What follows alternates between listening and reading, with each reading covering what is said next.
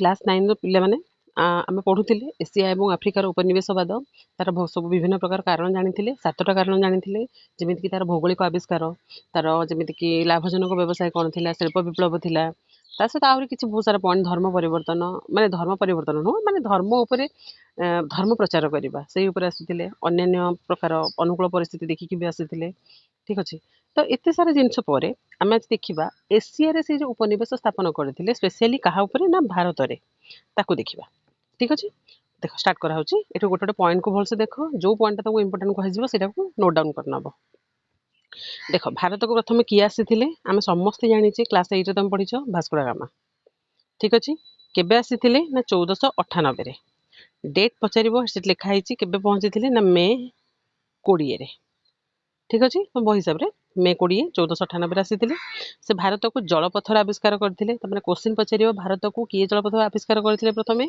ना भास्को दा गामा से केउठिकार अधिवासी थिले ना पोर्तुगाल रो अधिवासी सेतबे ताको पोर्तुगीज को जाय ठीक अछि किए आसिले भास्को दा गामा केबे आसिले 1498 मे 20 रे ठीक अछि तापर देखो सेठु आसिकी से प्रथम देखो तांकर यात्राटा आरंभ केमती हेची से 1497 रे एक्चुअली पोर्तुगाल रो राजधानी लिस्बन ठार बाहरिले केतोटी जहाज रे ना चारोटी जहाज रे ता माने क्वेश्चन पचारे पोर्तुगाल राजधानी कोन ना लिस्बन हैला से केबे तांकर यात्रा आरंभ प्रथमे कले केबे ना 1497 पहुंचिले 1498 रे बुझिला केतोटी जहाज रे आसीथिले चारोटी जहाज तापरे से कोठाको प्रथम पहुंचितिले ना अफ्रिकार पश्चिम उपकूल रे थिबा उत्तमांशा अंतरीपरे पहुंचिले आफ्रिकार कोठी पहुंचिले ना उत्तमांशा अंतरीपरे तापरे कोन हला सेठु केउ दिगरे गले उत्तर दिगरे कहा सहित देखा हले ना अरब नाविकଙ୍କ सहित देखा हले अरब रे जने नागरिकଙ୍କ सहित देखा हेकी से केउ महासागर यात्रा कले भारत महासागर यात्रा आरंभ कले एवं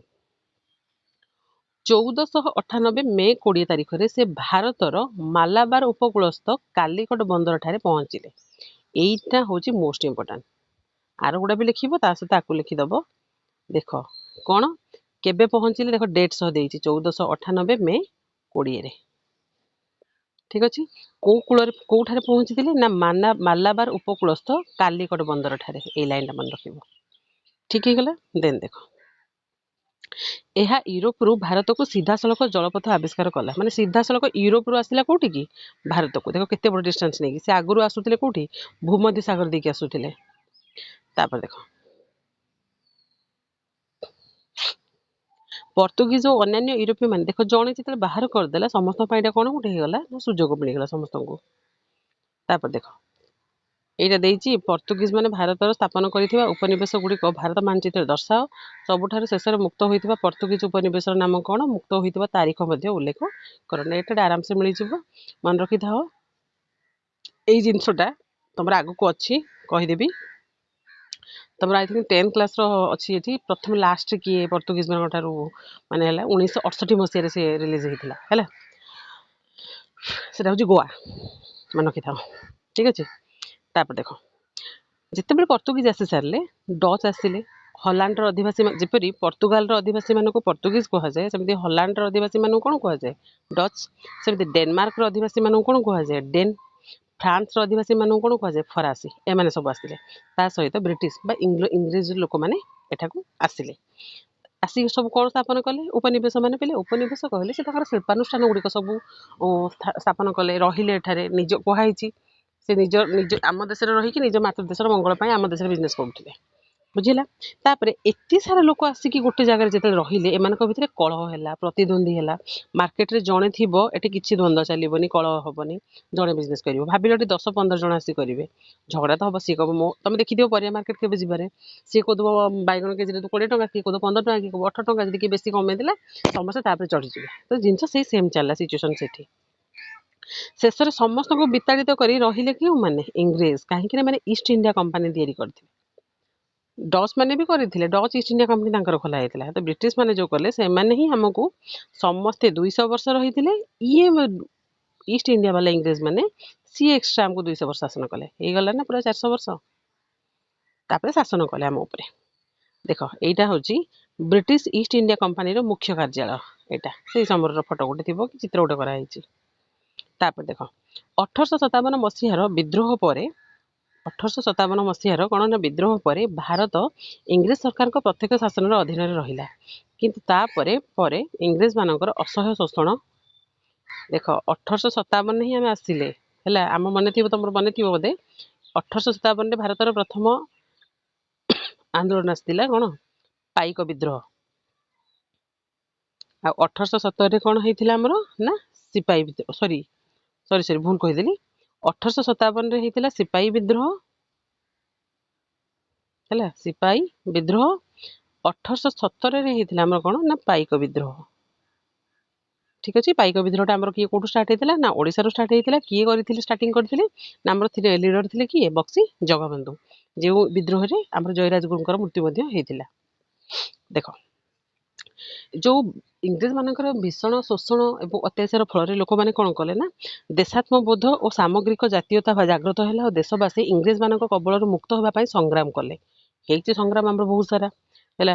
ଭାରତ ଛାଡ଼ ଆନ୍ଦୋଳନ, ଭାରତ ଅମାନ୍ୟ ଆଇନ ଅମାନ୍ୟ ଆନ୍ଦୋଳନ, ତାପରେ ଆମର ଲବଣକର ପାଇଁ ଆମର ଯେଉଁ ହେଇଥିଲା କ'ଣ ଦାଣ୍ଡି ଯାତ୍ରା ମଧ୍ୟ କରିଥିଲେ କିଏ ମହାତ୍ମା ଗାନ୍ଧୀ କରିଥିଲେ ହେଲା। ଆଜାଦ ହିନ୍ଦ ଫୌଜ ଗଠନ କରାଯାଇଥିଲା। ବହୁତ ସାରା ଜିନିଷ କରାଯାଇଥିଲା। ବ୍ରାହ୍ମ ସମାଜ, ଆର୍ଯ୍ୟ ସମାଜ ଏଇ ଜିନିଷ ପାଇଁ କରାଯାଏ। କୋଉଠି ନାରୀମାନଙ୍କର ସୁରକ୍ଷା ପାଇଁ, କୋଉଠି ନାରୀମାନଙ୍କୁ ମୁକ୍ତ କରିବା ପାଇଁ, କୋଉ ଜାଗାରେ ଆମ ଦେଶକୁ ସମ୍ପୂର୍ଣ୍ଣ ରୂପେ ମାନେ କ'ଣ ସ୍ୱଦେଶୀ ବସ୍ତ୍ରର ବ୍ୟବହାର କରିବା ପାଇଁ ସ୍ୱରାଜ୍ୟ ଶବ୍ଦ ବି ଜବାହରଲାଲ ନେହେରୁ ଉଠେଇଥିଲେ 1929-30 ମସିହା ବେଳକୁ ଯାଇକି ହେଲା। ବହୁତ ସାରା ଜିନିଷ ପିଲାଟି କରାହେଇଥିଲା। କଲା ପରେ କ'ଣ ହେଲା ନା ସଂଗ୍ରାମ ଶେଷରେ ଆମେ କ'ଣ ପାଇଥିଲେ, ଆମର ହିଁ ବିଜୟ ହେଇଥିଲା। ତ 1857 ମସିହାର ବିଦ୍ରୋହକୁ ଭାରତର ପ୍ରଥମ ସ୍ୱାଧୀନତା ସଂଗ୍ରାମ କୁହାଯାଏ। ଏଇଟା କୋଉ କହିଲି, ଏବେଟା ହେଉଛି ସିପାହୀ ବିଦ୍ରୋହ, କିନ୍ତୁ 1870 ହେଉଛି କ'ଣ ନା ପାଇକ ବିଦ୍ରୋହ। ଇଷ୍ଟ ଇଣ୍ଡିଆ କମ୍ପାନୀର ରବର୍ଟ କ୍ଲାଇଭଙ୍କ ଦ୍ୱାରା 1757 ମସିହାରେ ପଲାସି ଯୁଦ୍ଧରେ ବଙ୍ଗଳାର ନବାବ ସିରାଜଉଦ୍ଦୌଲା ପରାସ୍ତ ହେବା ପରଠାରୁ 1947 ମସିହାରେ ଦେଶ ସ୍ୱାଧୀନ ହେବା ପର୍ଯ୍ୟନ୍ତ ପ୍ରଥମେ ବଙ୍ଗଳା ଓ ପରେ ସମଗ୍ର ଭାରତ ଏକ 197 ବର୍ଷ ବ୍ୟାପୀ ଇଂଲଣ୍ଡର ଏକ ଉପନିବେଶ ଭାବେ ଇଂରେଜମାନଙ୍କ ଶାସନାଧୀନ ଥିଲା। ଏଇଠି ପୁରା ହିଷ୍ଟ୍ରି ଦେଇଦେଇଛି। 1857 ମସିହାରେ ହେଇଥିଲା ଆମର କ'ଣ ସିପାହୀ ବିଦ୍ରୋହ, ପ୍ରଥମ ସଂଗ୍ରାମ କୁହାଯାଏ। ଜାଣିଥିବ ଯେହେତୁ ଇଷ୍ଟ ଇଣ୍ଡିଆ କମ୍ପାନୀରେ ଆସିଲେ କି ରବର୍ଟ କ୍ଲାଇଭଙ୍କର ମଧ୍ୟ ସିଏ ମଧ୍ୟ ସୁଇସାଇଡ୍ କରିଦେଇଥିଲେ। କ'ଣ ପାଇଁ? ତାଙ୍କ ଉପରେ ଲାଞ୍ଚ ନେବାର ଅଭିଯୋଗ ଥିଲା ହେଲା। ତ ଏଇ ଯେଉଁ ଇଷ୍ଟ ଇଣ୍ଡିଆ କମ୍ପାନୀର ଥିଲେ ରବର୍ଟ କ୍ଲାଇଭ୍, 1757 ମସିହାରେ ଗୋଟେ ପଲାସି ଯୁଦ୍ଧ ହେଇଥିଲା। ତ ପଲାସି ଯୁଦ୍ଧ କେବେ ହୋଇଥିଲା? 1757ରେ। କାହା ମଧ୍ୟରେ ହେଇଥିଲା ନା ଇଷ୍ଟ ଇଣ୍ଡିଆ କମ୍ପାନୀର ରବର୍ଟ କ୍ଲାଇଭ୍ ଏବଂ ବଙ୍ଗଳାର ନବାବ ଥିଲେ ସିରାଜଉଦ୍ଦୌଲା। ଠିକ ଅଛି, ପରାସ୍ତ କିଏ ହେଲେ? ସିରାଜଉଦ୍ଦୌଲା ପରାସ୍ତ ହେଇଗଲେ। ଫଳରେ କ'ଣ ହେଲା ଜାଣିଥିବ, ବଙ୍ଗଳା ସମ୍ପୂର୍ଣ୍ଣ ରୂପେ କାହା ଅଧୀନକୁ ପଳାଇଥିଲା? ବ୍ରିଟିଶ ଅଣ୍ଡରକୁ ପଳାଇଥିଲା। ତ ଏମିତି ଦେଖିଲେ 1947 ମସିହା ପର୍ଯ୍ୟନ୍ତ 197 ବର୍ଷ ମାନେ 190 ବର୍ଷ ପର୍ଯ୍ୟନ୍ତ ଆମେ ସେମାନଙ୍କ ଅଧୀନରେ ଥିଲେ, ମାନେ ପାଖାପାଖି 200 ବର୍ଷ। ବୁଝିହେଲା ଏତକ ଜିନିଷ? ତାପରେ ଦେଖ ଏଇଠି ଲେଖା ହେଇଛି 1757 ମସିହା ଜୁନ୍ ମାସ 23 ତାରିଖରେ ପଶ୍ଚିମବଙ୍ଗର ଭାଗୀରଥୀ ନଦୀ କୂଳରେ ଅବସ୍ଥିତ ପଲାସି ନାମକ ସ୍ଥାନରେ ଏକ ଆମ୍ବ ତୋଟାରେ ବ୍ରିଟିଶ ଇଷ୍ଟ ଇଣ୍ଡିଆ କମ୍ପାନୀ ଏବଂ ବଙ୍ଗଳାର ନବାବଙ୍କ ମଧ୍ୟରେ ହୋଇଥିବା ଯୁଦ୍ଧକୁ ପଲାସି ଯୁଦ୍ଧ ନାମରେ ଖ୍ୟାତ। କେଉଁ ସ୍ଥାନରେ ହେଇଥିଲା ନା ଭାଗୀରଥୀ ନଦୀ କୂଳରେ। ତାପରେ କୋଶ୍ଚିନ୍ ଯଦି ପଚାରିଲା ପଲାସି ଯୁଦ୍ଧ, ଯେଉଁମାନେ କମ୍ପିଟେଟିଭ୍ କରୁଛ, ପଲାସି ଯୁଦ୍ଧ କେଉଁ ନଦୀ କୂଳରେ ହେଇଥିଲା ନା ଭାଗୀରଥୀ। ଡେଟ୍ 1757 ମସିହା ଜୁନ୍ 23। କେଉଁ ଜାଗାର ନା ପଶ୍ଚିମବଙ୍ଗରେ ଭାଗୀରଥୀ ନଦୀ କୂଳରେ। କେଉଁ ନାମକ ସ୍ଥାନରେ? ପଲାସି ନାମକ ସ୍ଥାନରେ ହେଇଥିଲା ବୋଲି ତାର ନାଁ ହେଲା ପଲାସି ଯୁଦ୍ଧ। ଆମ୍ବ ତୋଟାରେ ହେଇଥିଲା ହେଲା। ତାପରେ କ'ଣ କାହା କାହା ମଧ୍ୟରେ ହେଇଥିଲା ନା ରବର୍ଟ କ୍ଲାଇଭ୍ ଏବଂ ନବାବ ସିରାଜଉଦ୍ଦୌଲା, ବଙ୍ଗର ସେତେବେଳେ ସେ ନବାବ ଥିଲେ। ବୁଝିହେଲା? ଏଇଟା ସମ୍ପୂର୍ଣ୍ଣ ରୂପେ ହେଉଛି କ'ଣ ଆମର ଯେଉଁ ଇଣ୍ଟ୍ରୋଟା ରହୁଛି କେଉଁ କେଉଁ ଜାଗାରେ ରହିଲା। এইতক পার্ট বুঝিলা। তারপরে কালি পড়া কোণ না চীনরে ইংল্যান্ডর প্রভাব ଥିଲା। ଆଉ ଏଇଠି ମୋଷ୍ଟ ଇମ୍ପୋର୍ଟାଣ୍ଟ କ୍ୱେଶ୍ଚିନ୍ ହେଉଛି ଏଇଟା, ଚୀନର ଯେଉଁ ବିଭାଜନ ହେଇଥିଲା ଏଠି ଅଫିମ ଯୁଦ୍ଧ କଥା ଉଠିବ, ଚୀନା ତରଭୁଜର କର୍ତ୍ତନ କଥା ବି ଉଠିବ। ଠିକ୍ ଅଛି, ଏଇ ଜିନିଷଟା ଦେଖିବା। ତାପରେ ହଲାଣ୍ଡର ନିୟନ୍ତ୍ରଣ, ଇଣ୍ଡୋ ଚୀନର, ଏମିତି ମାନେ ଏଇଟା ସବୁ ଏସିଆ ମହାଦେଶର। ତ ଏଠି ଆମେ କେଉଁ କେଉଁ ପାର୍ଟ ଗୁଡ଼ା ପଢ଼ିଲେ ବୁଝିହେଲା। ଫାଷ୍ଟ ଗୁଡ଼ାକ ଆମେ କେବେ ଆସିଥିଲେ 1497 ଷ୍ଟାର୍ଟ ହେଇଥିଲା, 1498ରେ ପହଞ୍ଚିଥିଲେ ଉତ୍ତମାଂଶା ଅନ୍ତର୍ବିପ ସହିତ। ଧୀରେ ଧୀରେ ସେ ଆସିଲେ କେଉଁଠି ଭାରତକୁ ଆସିଲେ।